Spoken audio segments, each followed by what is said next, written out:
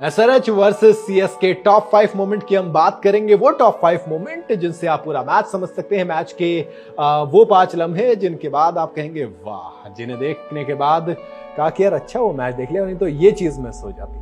पहला मोमेंट यार second inning से निकल के आया मेरे लिए। मोमेंट है अभिषेक शर्मा की बैटिंग का। वो बैटिंग जो कि कमाल थी, जिसने बता दिया कि वो आप कहते हैं पिच स्लो है यार। जैसे पहला ओवर डाला 7 रन आते हैं, आखिरी के 7 ओवर में सिर्फ 50 रन सीएसके बनाती है। कहा गया कि ये 2 पेस्ड विकेट था और ये शुरू में तो बहुत अच्छा खेला, लेकिन उसके बाद पिच स्लो होती चली गई। फिर अभिषेक शर्मा बैटिंग करने आते हैं कि आपने 7 ओवर में 50 रन बनाए थे।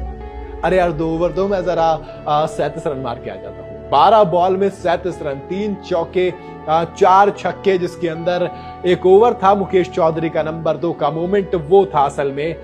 चौका आता है पहली बॉल पे, फिर एक डॉट होती है, फिर छक्का आ जाता है, फिर डॉट होती है, फिर छक्का आ जाता है, वो 9 बॉल हो जाती है, तो फिर एक और छक्का आ जाता है। 3 छक्के आ गए, यानी कि 18 रन तो यही आ गए। एक चौका ऑलरेडी आ चुका, तो आखिरी बॉल बच गई, तो उन्होंने कहा कि चलिए एक चौका और मार। 27 रन, एक 9 बॉल का रन, बाकी 26 रन बाउंड्री के। ये इसलिए कह रहा हूं ना, ये एक बड़ा मोमेंट था जो कि अभिषेक शर्मा ने बनाया और कमाल कर दिया। प्लेयर ऑफ द मैच भी बने इसी पारी की वजह से, अपनी शानदार पारी। दूसरा मोमेंट पैट कमिंस का था यार।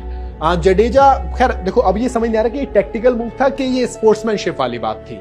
मतलब एक तरफ तो आप बात करते हो कि यार PAT Cummins is a great sports person, तो उन्होंने स्पोर्ट्समैनशिप दिखाते हुए ये मूव किया। दरअसल हुआ क्या था, 18.3 ओवर यानी कि 18वें ओवर की 19वें ओवर की तीसरी बॉल चल रही थी। भुवनेश्वर कुमार बॉलिंग कर रहे थे, एक यॉर्कर बॉल डाली, जडेजा ने प्ले किया, बॉल हाथ में आई और थ्रो मारा। जब वो रन लेने की कोशिश कर रहे तो जडेजा के बैक पर बॉल लगती है।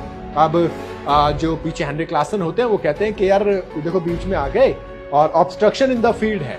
अब नियम जो ये कहता है कि अगर बैटर जानबूझ के विकेट और बॉल के बीच में आता है तो फिर ऑब्स्ट्रक्शन इन द फील्ड होता है और इसकी वजह से बैटर को आउट दे दिया जाता है, जैसे यूसुफ पठान को दिया गया था, है ना। उसके बाद जब पैट कमिंस को ये पता चला कि भाई ऑब्स्ट्रक्शन इन द फील्ड की अपील हुई है क्या, वो कहा अरे नहीं यार, वो तो मोमेंट था हिट का, अब हम अपनी अपील वापस लेते हैं और आप रहने दीजिए, हमें अपील नहीं करनी है, अपनी अपील को विड्रॉ करते हैं। पैट ने तो यूं कर दिया था ना थर्ड अंपायर वाला कि भैया देखो चेक करो, कम से कम जाने दो।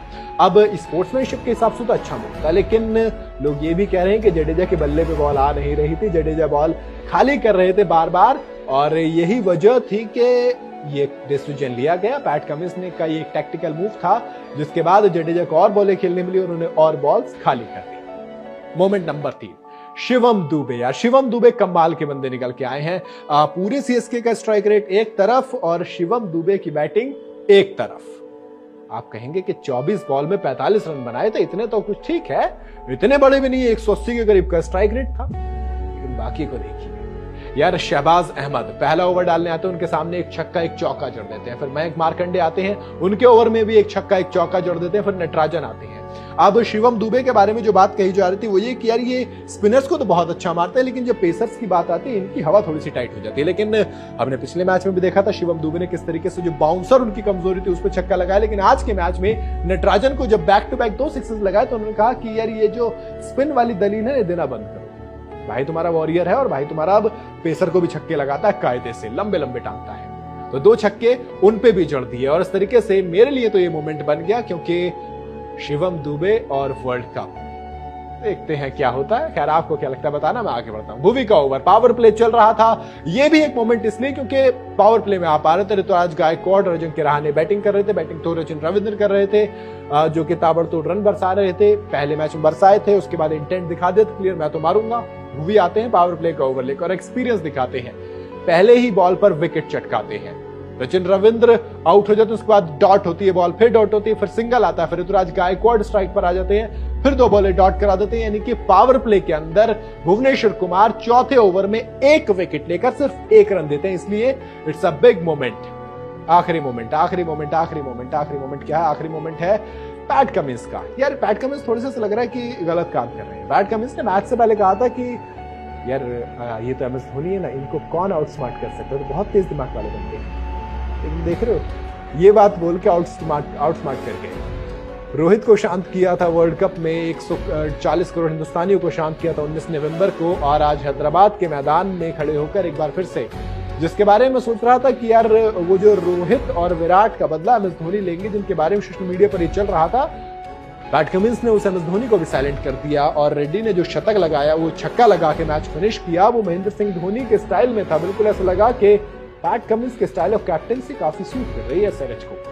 तभी तो लोग कह रहे हैं कि ऑसी हैदराबाद ट्रॉफी क्या लगता है जीत जाएंगे। खैर इसके अलावा भी और भी कई सारे मोमेंट आए, जैसे आप ईडन माकरम का 50 हो या फिर पैट कमिंस की शानदार गेंदबाजी हो, मोइन अली की अच्छी बॉलिंग, महेश तीक्ष्णा की जो 4 ओवर थे वो कमाल के थे। लेकिन मेरे लिए टॉप 5 मोमेंट यही रहे। बाकी आपके लिए कौन सा मोमेंट सबसे शानदार था इस मैच का, मुझे कमेंट में जरूर बताइएगा। वीडियो अगर आपको पसंद आई हो तो लाइक और शेयर जरूर करें, जाते चैनल को सब्सक्राइब करते जाइएगा।